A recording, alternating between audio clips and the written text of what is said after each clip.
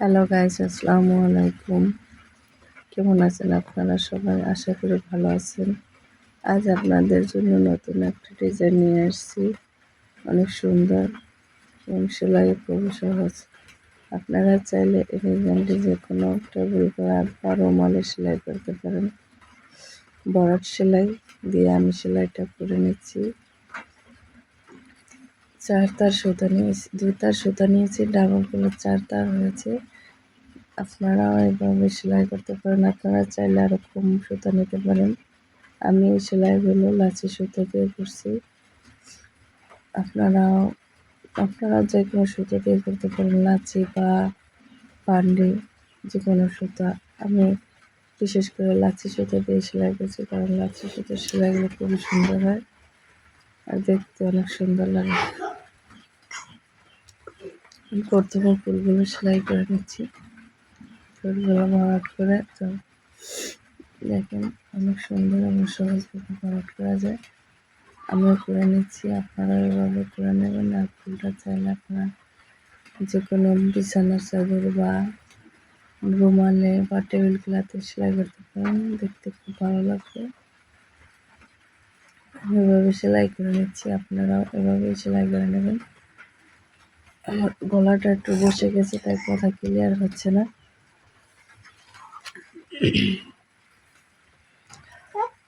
আপনারা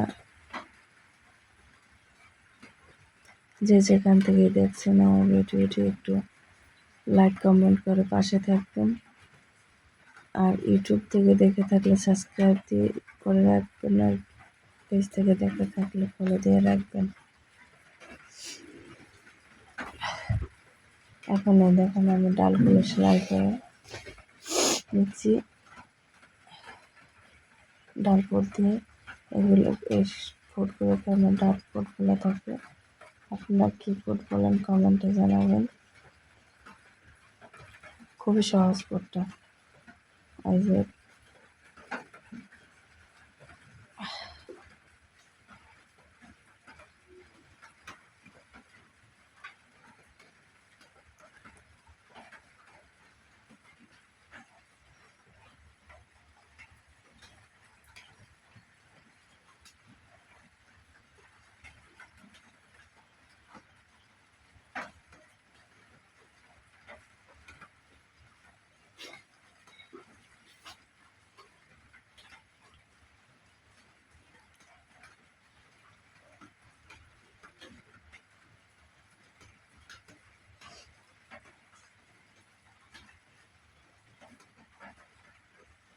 পাতাগুলো সেলাই করছি বরফ দিয়ে।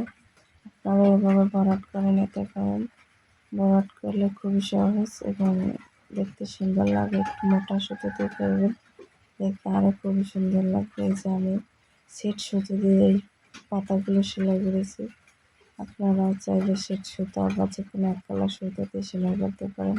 আজ এ পর্যন্তই। আল্লাহ হাফেজ।